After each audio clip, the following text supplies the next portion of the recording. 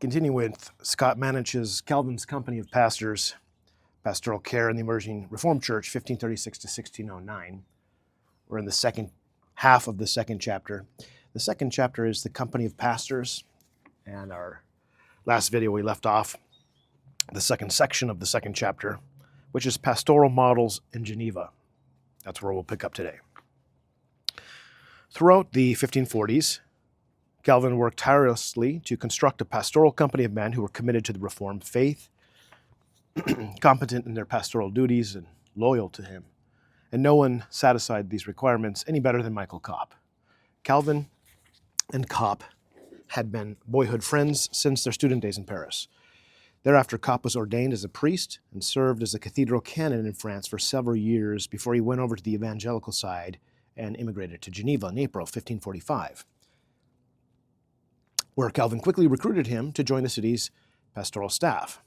Writing to a friend in Bern, Calvin described Kopp as a man of exceptional piety and doctrine, with an intelligence more profound than his appearance suggests.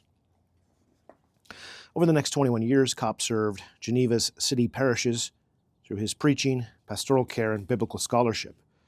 A gifted Hebraist, Kopp tutored Calvin in the Hebrew language and published sermons on the books of Proverbs and Ecclesiastes. In the pulpit, Kopp was a powerful, sometimes controversial preacher, and always he was Calvin's friend and faithful lieutenant. Hence, in 1551, when Jerome Bolsec attacked Calvin's doctrine of predestination in a meeting of Geneva's congregation, it was Kopp who jumped to Calvin's defense, arguing that the doctrine of double predestination was an infallible doctrine which is necessary that all Christians affirm. When Michael Kopp died of fever in September 1566, his colleague Jean Diodati noted his passing with these words: "He served happily and fulfilled his ministry in the church without blame since the year 1545, for God had given him the grace to leave behind the honors and delights of Egypt, that is France, to settle down in this city." The Reformed Church of Geneva was established and preserved in large part through the efforts of ministers like Michael Kopp, men who had fled privilege and promising careers in their native France and sought refuge in Calvin's Geneva, determined to build a new church reformed according to the Word of God. Some of these foreigners remained in Geneva for only a brief period of time. Others, like Kopp, became long-term career members of the Company of Pastors. Only at the end of the 16th century did native-born ministers begin to replace foreign clergy as leaders of the Genevan Church. In the present section, I'll briefly illustrate each of these three pastoral models: career foreign ministers, that is, or for example, those serving more than 10 years, short-term foreign ministers, and native-born ministers, through the lives of several of the more prominent members of Geneva's pastoral corps. Career foreign ministers. With the notable exception of Theodore Beza, none of Geneva's ministers during the second half of the 16th century played a more important role in maintaining the day-to-day practice of Reformed Christianity in Geneva than three career foreign ministers. That's Jean Trembley, Charles Perrot, and Simon Goulart. Jean Trembley was one of Beza's closest colleagues and friends. The two men had several things in common. They were the same age. Both had been born into France's lower nobility, and both had fled to Geneva for the sake of conscience.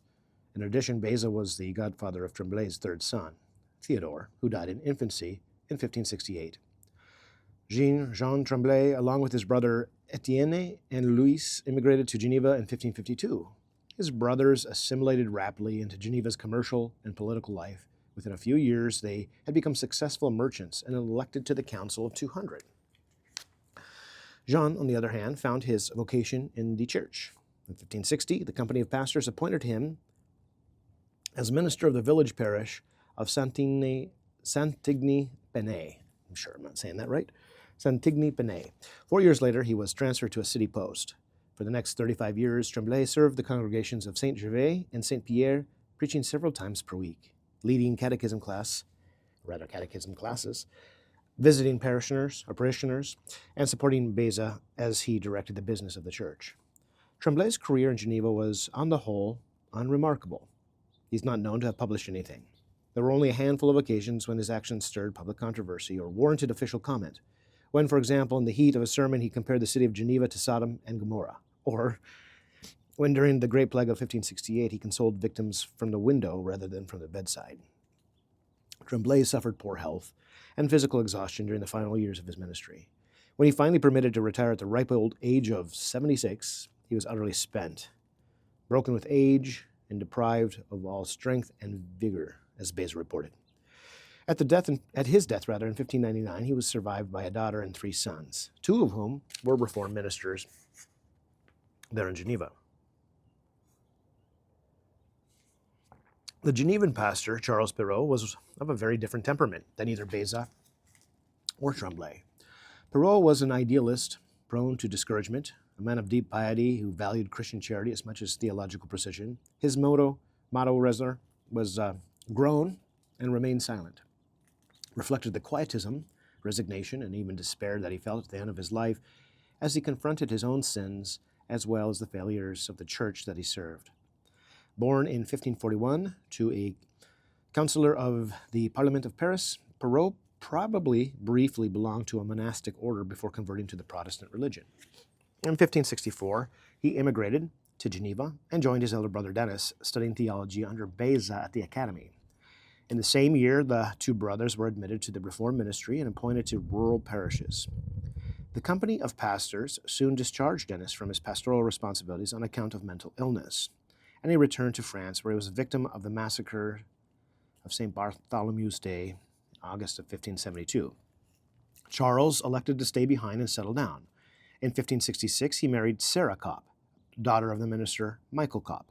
The following year, he was transferred to the city to work alongside Beza at the Temple of St. Pierre, a post that he occupied for the next 40 years. Perrot's intellectual abilities appear to have been superior to most of his colleagues, given that he was occasionally asked to teach theology on an interim basis at the Academy. In his half-dozen writings, none of which were published during his lifetime, he displayed an expansive knowledge of the early church fathers, including Ambrose, Chrysostom, and especially Augustine. Studies from the past century have highlighted Perrot's compassion for the poor, his concern for personal and social holiness, and his irenic spirit. There's ample evidence for each of these characteristics. His pulpit jeremiades against social injustice, and his advocacy for the poor sometimes put him at odds with Geneva's magistrates.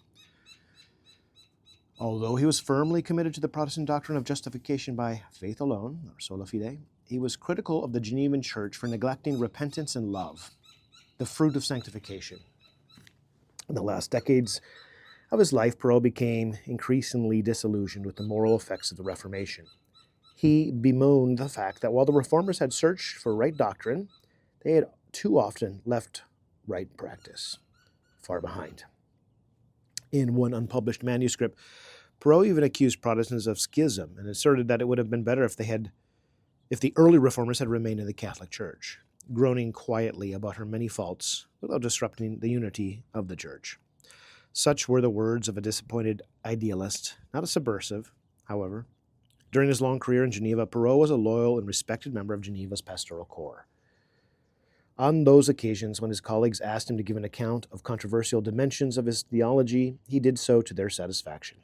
And nonetheless, after Perrot's death in 1608, the magistrates confiscated the pastor's manuscripts from his heirs and submitted them to the city ministers for examination.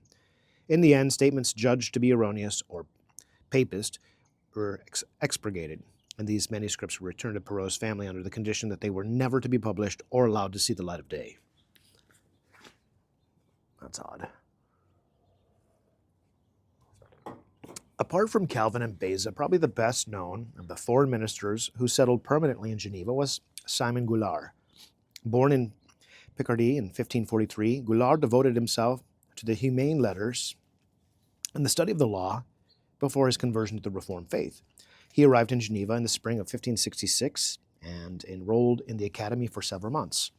By the fall of the same year, he was appointed minister of the countryside church of Chancy-Cartigny. 4 years later, at the age of 27, Goulart married Suzanne Picot, the 15-year-old daughter of a prominent Genevan family, with whom he had 9 children, 6 of which survived infancy.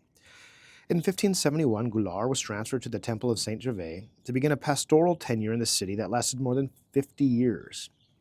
The young minister was particularly impressed by Beza. Here in Geneva, Beza is valuable in every way, he wrote in 1576. On his shoulders, my colleagues and I place all of our burdens with utter confidence. Beza, for his part, acknowledged this young protégé as my brother and friend.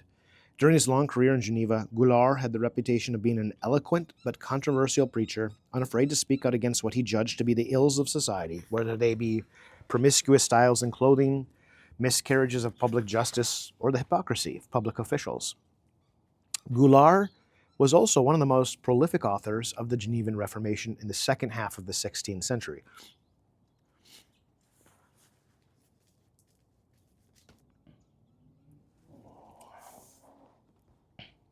His literary corpus numbered no less than 65 works, including martyrologies, collections of poetry and psalms, spiritual meditations, histories of the Kingdom of France, as well as a bevy of editions and translations of classical and contemporary writings of such authors as Chrysostom, Seneca, Tertullian, Calvin, Beza, Chandu, Hotman, and William Perkins. As an author, Goulart was more of a publicist than a theologian, but his stature in the Reformed world was unquestioned. Churches in France and Switzerland regularly tried to woo this wise and experienced navigator away from Geneva. The company of pastors consistently resisted these efforts, judging Goulart to be one of the pillars of the church. Consequently, around the time of Beza's death in 1605, Goulart emerged as the spiritual leader of the company of pastors and an elder statesman of the Genevan church. Considering the cases of these three men, Trembley, Perrot, and Goulart, as well as the other foreign-born ministers who immigrated to Geneva and became career members of the company of pastors, one is impressed by how rapidly many of their families assimilated into Geneva's political and social life. As we've seen, Jean Trembley's brothers were admitted to the Council of 200 in short order. Trembley's nephews also became important political figures. One was elected to the Council of 200, another served in the Small Council in the early 1600s. In a similar fashion, the sons of ministers Charles Perrot, Jean Jacquemot, and Gaspard de la Faverge were all elected to the Council of 200 at one time or another. Perrot's son, Timothée, had a particularly illustrious career as a public servant, including a term as the city auditor. Auditor, it's italicized. I'm assuming that's the French word for auditor. And as member of the Small Council.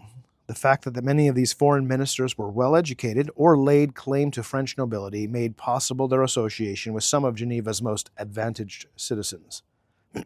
Several of them married into prominent Genevan families, and thus, for example, the minister Jean du Perril married the daughter of the syndic Henry Albert. Simon Goulart's wife, Suzanne, was the daughter of a member of the Council of 200.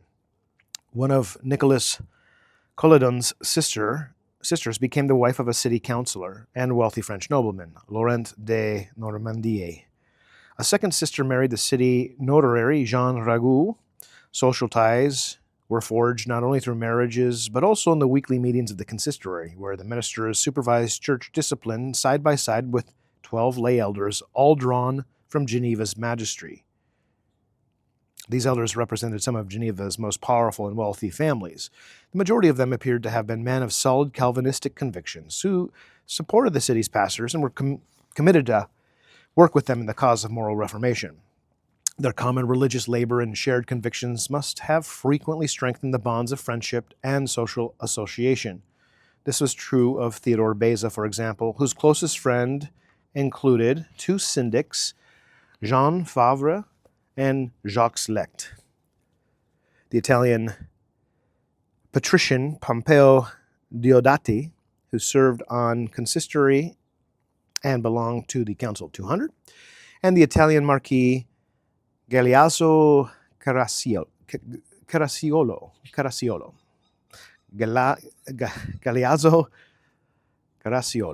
who served on the consistory and belonged to the Councils of 200 and the Councils of 60. Familiarity could also breed contempt, of course, as seems to have happened between Jean Trembley and an elder and wealthy merchant named Claude de la Roche, when a nasty marriage dispute between Claude's son and Trembley's niece devolved into heated confrontations in the presence of the consistory in the mid-1560s. See Chapter 7. But even in this conflict between Trembley and La Roche highlights this general pattern of social assimilation. Over time, many of these foreign-born ministers and their families came to occupy a respected and influential place in Geneva's urban life during the latter half of the 16th century. We'll break this chapter up into smaller sections, I think. So we'll pause here before moving on to short-term foreign ministers and then Genevan-born ministers. Part 3 of Chapter 2 is the moderator of the company, and then that's where the chapter ends. So we'll pause there for today.